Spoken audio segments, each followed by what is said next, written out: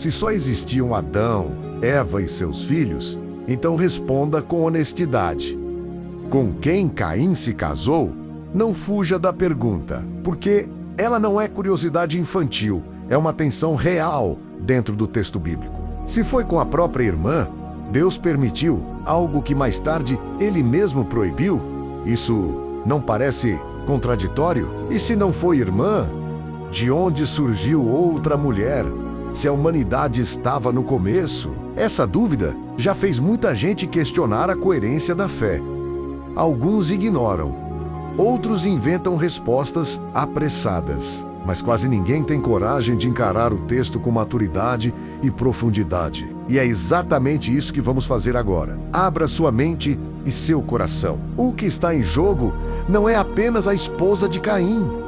O que está em jogo é a forma como você lê o livro de Gênesis. Se você entende errado o começo, você compromete todo o resto da história bíblica. E eu preciso te mostrar algo que talvez nunca tenham explicado para você da maneira correta. Antes de responder quem era a esposa de Caim, precisamos corrigir um erro que quase todo mundo comete ao ler esse texto. E esse erro muda completamente a interpretação.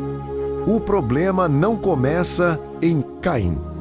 O problema começa na forma como nós lemos o livro de Gênesis. A maioria das pessoas abre o texto esperando encontrar um relatório moderno, detalhado, cronológico, como se Moisés estivesse escrevendo um livro de biologia ou um documento civil. Mas Gênesis não foi escrito para satisfazer curiosidade científica. Ele foi escrito para revelar quem é Deus e como a humanidade se afastou dele. Quando o texto diz que Caim tomou uma mulher, ele não sente necessidade de explicar de onde ela veio. Por quê?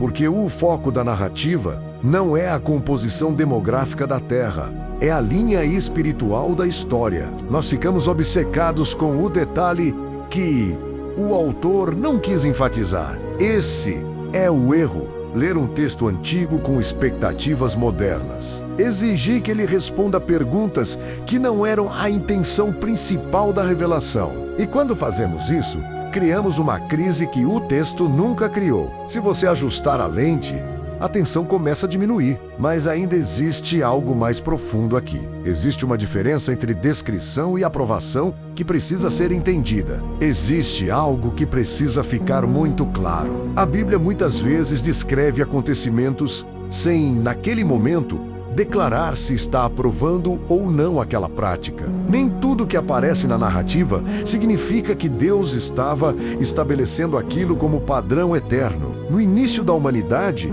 a terra estava sendo povoada. Adão e Eva tiveram filhos e filhas. O próprio texto deixa isso implícito ao afirmar que tiveram outros descendentes além dos nomes citados. Se só havia uma família sobre a terra, o casamento entre irmãos não era uma perversão moral como entendemos hoje. Era uma necessidade dentro de um contexto único, irrepetível da história humana. A proibição formal contra relações entre parentes próximos só aparece muito tempo depois, quando a humanidade já estava estabelecida e quando Deus entrega a lei a Israel, como vemos claramente no livro de Levítico. Antes disso, não havia uma legislação divina proibindo tal união. Isso não significa que Deus mudou de caráter. Significa que a revelação foi progressiva. Deus conduz a humanidade em etapas, de acordo com o momento histórico e espiritual. E entender isso muda completamente a forma como você enxerga essa questão. Mas ainda existe um detalhe no texto de Gênesis que quase ninguém percebe e que resolve boa parte dessa tensão. Quando você lê com atenção o livro de Gênesis, percebe algo curioso. O texto nunca diz que Caim se casou imediatamente após matar Abel. Existe um espaço de tempo que não é detalhado. A narrativa bíblica não funciona como um diário com datas marcadas. Ela avança por blocos teológicos, não por cronologia minuciosa. Depois que Caim é expulso, o texto afirma que ele conheceu sua mulher e teve filhos. Mas antes disso, o próprio Gênesis já havia declarado que Adão teve filhos e filhas. Não são mencionados nomes, porque o foco não é listar cada nascimento, e sim mostrar a expansão da humanidade e a linha espiritual da promessa. Isso significa que, quando Caim toma uma esposa, já poderia haver um número considerável de irmãos e irmãs vivendo na terra. A população não estava restrita a 4 pessoas. A Bíblia resume décadas em poucos versículos. Percebe como o problema começa a perder força? A pergunta não desaparece, mas deixa de ser um escândalo lógico. Ela passa a ser uma questão de compreensão do estilo literário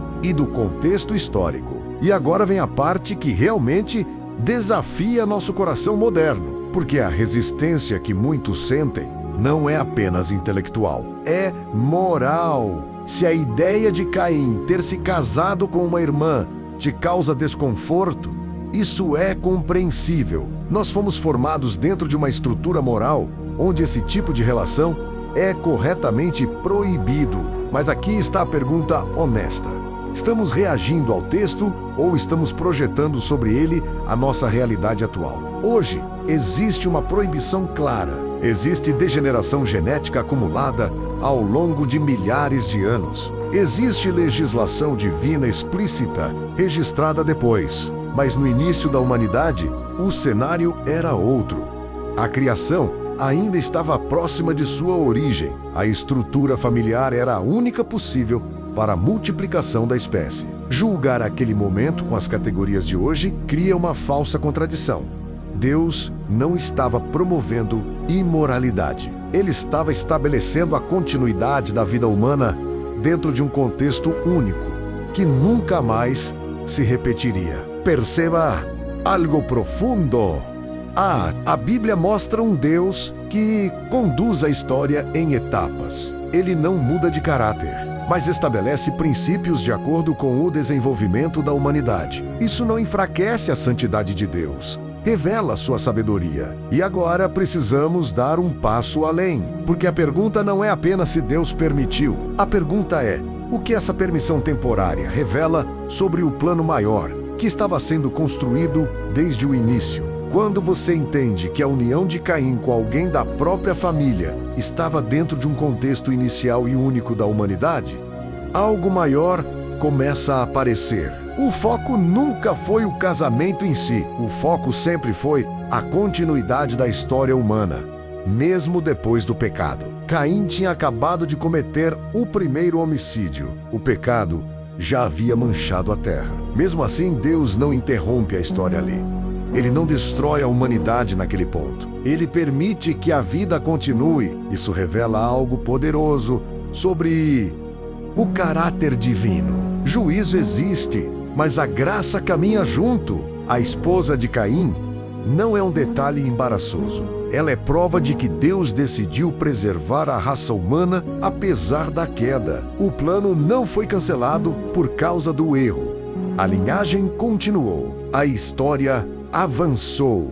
E dentro dessa mesma humanidade ferida, Deus prepararia a redenção. Percebe a mudança de perspectiva? A pergunta deixa de ser biológica e passa a ser teológica. Deus estava construindo algo maior do que um código civil. Ele estava conduzindo a história até o cumprimento da promessa. E quando você enxerga isso, a dúvida perde o peso de escândalo e se transforma em evidência de propósito. Depois de tudo isso, a questão já não é mais com quem Caim se casou. A verdadeira pergunta é esta: você confia na coerência do Deus que conduz a história desde o começo? Porque se você lê o livro de Gênesis procurando falhas, você sempre encontrará tensões. Mas se você lê entendendo que está diante de uma revelação progressiva, cada aparente dificuldade se transforma em oportunidade de aprofundamento. Deus não mudou de padrão moral ao longo do tempo. Ele revelou sua vontade de forma gradual, acompanhando o desenvolvimento humano. No início, a prioridade era a multiplicação da vida. Mais tarde, quando a humanidade já estava estabelecida, vieram limites claros e leis específicas. Não há contradição. Há direção. A esposa de Caim não enfraquece a fé. Ela nos obriga a crescer. Obriga a abandonar uma leitura superficial e entrar em uma compreensão mais madura das Escrituras. E maturidade espiritual não nasce de perguntas evitadas, mas de perguntas enfrentadas com honestidade. Agora, eu quero saber de você. Essa explicação trouxe clareza ou ainda existe algo que precisa ser aprofundado? Deixe seu comentário. Compartilhe este vídeo com alguém que já fez essa pergunta e continue buscando entendimento. Porque fé forte não teme investigação.